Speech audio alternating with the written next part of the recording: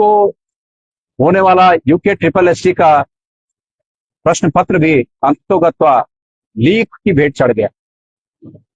धाकड़ धामी जी का वो बहुत मजबूत कानून, सख्त कानून, जिसके लिए कि पता नहीं कितने करोड़ों रुपए के विज्ञापनों पर खर्च कर दिए गए, कि धाकड़ धामी ने एक बहुत मजबूत कानून पेपर लीक के खिलाफ बना दिया है और अब पेपर लीक नहीं होंगे। पता नहीं कितने करोड़ रुपए उस विज्ञापन पे जगह जगह जारी खर्च हुए, जगह जगह उसके होर्डिंग बैनर सब लगे। आखिर वो कानून भी धाकड़ धामी को पूछा जाना चाहिए कि उस कानून का क्या हुआ। बहुत ही अफसोसजनक है। चर्चा तो ये भी है कि ये पेपर लीक जो है ये कुछ दिन पहले ही हो गया था, लेकिन सरकार ने अपनी खाल बचाने के लिए इसको भी एक तरह का टर्न दिया, एक तरह का मोड़ दिया कि 3 पन्ने कल सोशल मीडिया पर जारी हुए और इसको पेपर लीक नहीं माना जाता। यूके ट्रिपल एससी के चेयरमैन ने मीडिया के सामने आकर इस बात को कबूला कि ये 3 पन्ने 11:15 बजे 11:20-25 पर ये पन्ने सोशल मीडिया पर आ गए थे और उनका ये कहना कि ये इसको पेपर लीक नहीं माना जाता।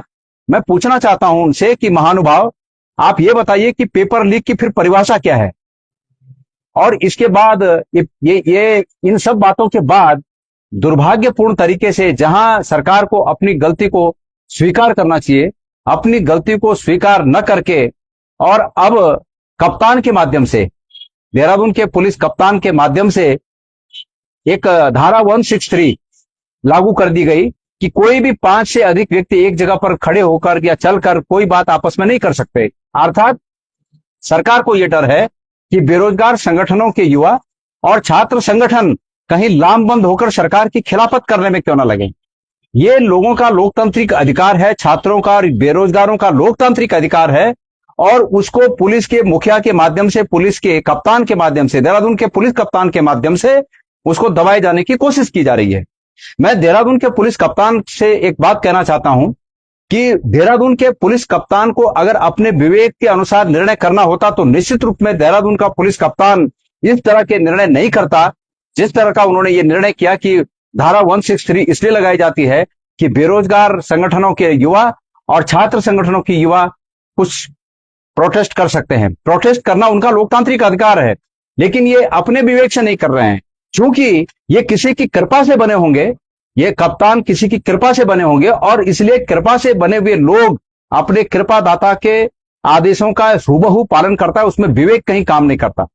इसलिए मैं ये कहना चाहता हूं कि सरकारें आती जाती रहती हैं, लेकिन ये पाप जो जघन्य अपराध कुर्सियों पर बैठकर ये लोग कर रहे हैं, उत्तराखंड के लोगों के साथ कर रहे हैं, उत्तराखंड के छात्रों के साथ कर रहे हैं, उत्तराखंड के बेरोजगारों के साथ कर रहे हैं, ये अपनी कितनी भी ताकत लगा लें, मैं चुनौती देता हूं देहरादून के पुलिस कप्तान को कि वो करें, कार्रवाई करें।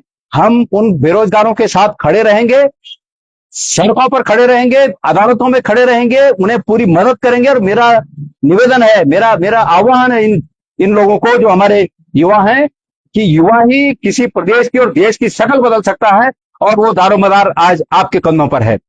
इन पुलिस कप्तानों से जो अपने रहनुमाओं की सिर्फ हुक्म बजाने के सिवाय और कोई काम नहीं करते, इनसे डरने की कोई आवश्यकता नहीं है। इसलिए मैं आह्वान करता हूं कि आइए और इस प्रकार की व्यवस्था के खिलाफ आवाज उठाना बहुत आवश्यक हो गया है। क्या मजाक बना दिया है धाकड़ धामी का मजबूत कानून? कहां गया धाकड़ धामी का मजबूत कानून? और मैं एक चीज और कहना चाहता हूं, अगर ढंग से सिरे से जांच हुई तो हाकम सिंह के तार निश्चित रूप में सत्ता में बैठे हुए, शीर्ष पर बैठे हुए लोगों के साथ पाएंगे, ये भी तय है, निश्चित है। लेकिन चूंकि सरकार अपने लोगों को बचाती है, इसलिए जो है वो आज तक पता नहीं चला।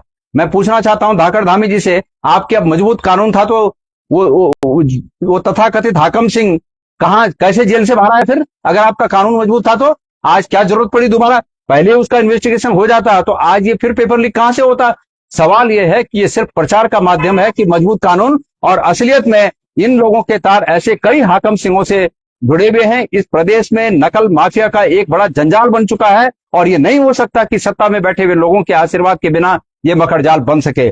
इसको सिरे से जांचने की आवश्यकता है, इसकी जड़ों को खंगालने की आवश्यकता है, इसकी जड़ों को काटने की आवश्यकता है। और इन चीजों को मैं उम्मीद करता हूं कि यहाँ का युवा, यहाँ के पुलिस कप्तान और यहाँ के मुख्यमंत्री के इस प्रकार के गिदड़ धमकी से डरेगा नहीं और अपने हक के लिए पूरी लड़ाई लड़ेगा।